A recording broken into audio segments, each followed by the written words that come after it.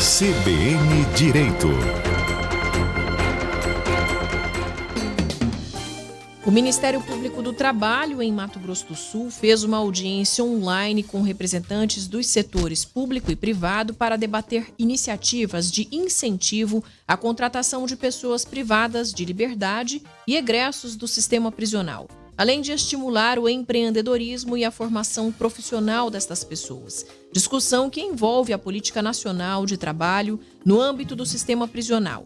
Sobre este assunto, eu e Bruno Nascimento conversamos agora com Celso Fortes, procurador do Trabalho, coordenador de combate às irregularidades trabalhistas na administração pública do MPT-MS. Bom dia, obrigada por atender nosso convite para a entrevista. Trabalho que agradece essa oportunidade. Eu começo te perguntando se quem está cumprindo pena dentro de um presídio tem a obrigação de trabalhar. O que prevê a lei? Então, a nossa lei de execução penal, ela diz que a pessoa que foi condenada a uma pena privativa de liberdade, ela está obrigada a trabalhar. Então, assim, pela lei de execução penal, a pessoa foi condenada, ela não é só um preso provisório, ela já tem uma sentença condenando ela a uma pena privativa de liberdade, ela tem que trabalhar. Só que essa regra da lei de execução penal, ela tem que ser interpretada de acordo com a nossa Constituição Federal, que proíbe pena de trabalhos forçados. Então, aquela ideia que a gente via nos filmes do preso com uma bola de ferro amarrado na perna, tendo que quebrar pedras, isso não existe no nosso ordenamento jurídico. O condenado está obrigado a trabalhar, mas na medida de suas aptidões e capacidade. E ninguém vai pegar uma arma e falar assim, não, você tem que trabalhar na marra. Mas a regra é que ele tem, sim, o dever de trabalhar. Quantas pessoas privadas de liberdade trabalham hoje em Mato Grosso do Sul e quantas não trabalham? E quais são os motivos? Então, Bruno, uma boa notícia que nós podemos veicular é que, segundo dados estatísticos do Departamento Penitenciário Nacional, o Mato Grosso do Sul é um dos estados em que mais existe trabalho do preso. Hoje nós temos uma população carcerária de cerca de 20 mil pessoas e mais ou menos umas 7 mil trabalham, algo em torno de 35% disso. As que não trabalham, uma parte, claro que não quer trabalhar, mas uma parte nós acreditamos que não trabalha porque os poderes públicos ainda não fizeram tudo o que tinham que fazer para estimular a inserção dessas pessoas no mundo do trabalho e da geração de renda. E aí é que entra aquela audiência pública que o Ministério Público do Trabalho realizou no dia 25 de agosto, tratando da PNAT, a Política Nacional de Trabalho no âmbito do sistema prisional. Essa PNAT é um conjunto de medidas que são voltadas para ampliação e qualificação da oferta de vagas de trabalho para essas pessoas, sabe? O estímulo da inserção das pessoas egressas do sistema prisional e presas no mercado de trabalho e da geração de renda. Pois é, doutor, isso que eu iria lhe perguntar mesmo, né? Onde mais temos que avançar nesse sentido, né? Não tem vagas suficientes, então, para os detentos dentro dos presídios. Eles não deveriam ser mais bem preparados para isso? Então, na verdade, essa questão de vagas é meio delicada. Serviço tem para muita gente, inclusive para a maioria das pessoas que estão no sistema prisional. Só que o sistema ele tem que ser muito bem organizado para que as oportunidades de vagas que as empresas têm, elas sejam colocadas para as pessoas certas, porque nem todo preso está apto a realizar todo tipo de trabalho, né? Então tem que ter uma organização para que as empresas procurem a AGPEM, o sistema prisional, e falem, olha, eu tenho vagas de trabalho.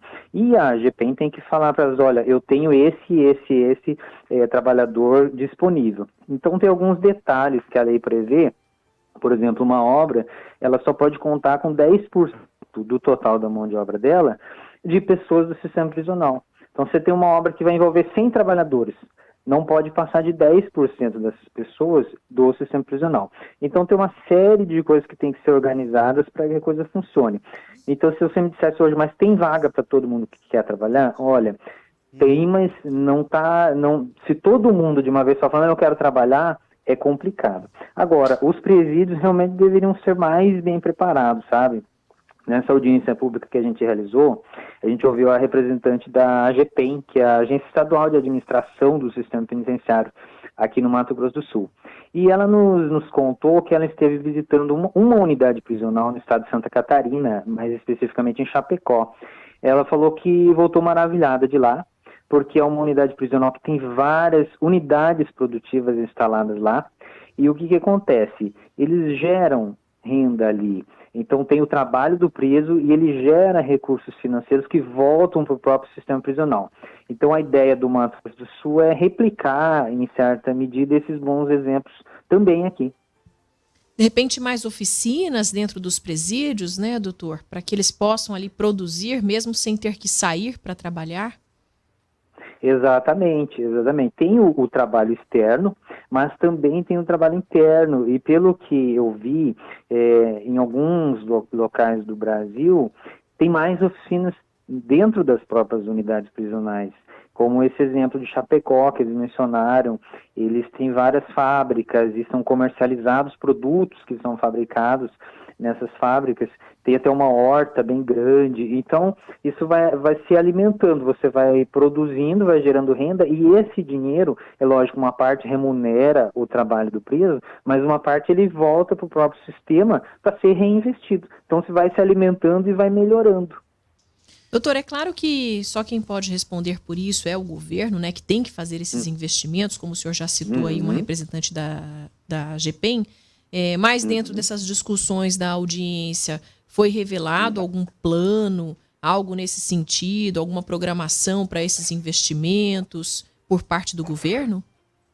Então, olha, pela manifestação da representante da AGPEM que estava na audiência, ela me deixou bastante animado. Ela disse que sim, que o estado de Mato Grosso do Sul ele está adotando providências para tentar replicar essas boas iniciativas de outros locais do Brasil, quer replicar aqui, tá? Uma coisa que eles estão planejando fazer também é regulamentar a lei de licitações de contratos administrativos aqui no Mato Grosso do Sul, porque o que acontece, Daniela? Eu estava tratando desse tema na audiência pública, dizendo para eles da importância dos estados e municípios terem uma regulamentação da lei de licitações de contratos que insira também nos estados e municípios a obrigação que a União já tem. O que a União criou para ela, dentro da PNAT, em âmbito federal? Ela diz o seguinte, olha, sempre que um contrato ele passar de R$330 mil, uma contratação de mão de obra pela União que passar de R$330 mil por ano, é obrigatório inserir no edital de licitação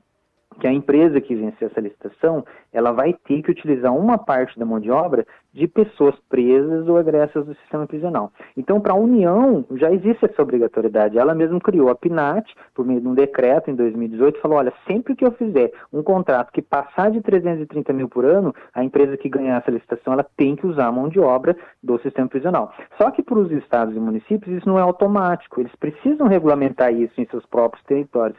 Então, o estado de Mato Grosso do Sul me deixou animado, falaram, estamos tentando sim, a ideia é fazer isso. E eu quero, o Ministério Público do Trabalho quer acompanhar, a gente vai estar de perto, incentivando que isso aconteça e vamos torcer para dar certo.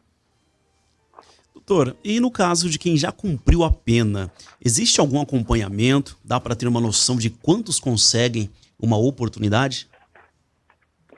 Então, a nossa lei de execução penal, ela prevê a existência de várias instituições assim, de assistência, sabe, Bruno, para essas pessoas que saíram do sistema prisional. Então tem os conselhos de comunidade, escritórios sociais, patronatos, que são instituições ligadas à vara de execução penal e elas prestam assistência para os presos e egressos do sistema prisional. Então uma parte dessa assistência é assim, a pessoa acabou de sair da prisão, ela está meio perdida ainda, às vezes não tem ainda um emprego já contratado, então o sistema ele dá uma certa assistência para ela, olha, você tem alojamento por um certo tempo, você tem alimentação por um certo tempo, e, em regra é até 2 meses, e se a pessoa demonstrar que ela realmente está procurando emprego, pode ser levado até 4 meses. E uma das partes da assistência que o sistema presta para o egresso é justamente a tentativa de auxiliar esse egresso na obtenção de trabalho.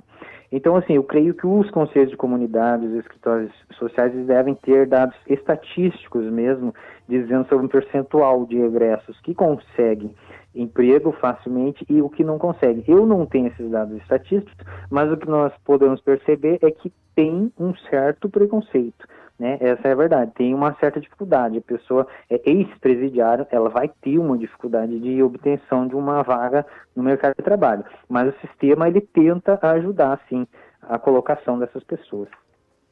Dr. Celso Fortes, procurador do trabalho, coordenador de combate às irregularidades trabalhistas na administração pública do MPT aqui em Mato Grosso do Sul, conversando aqui com a gente. Obrigada pela sua participação. Bom dia.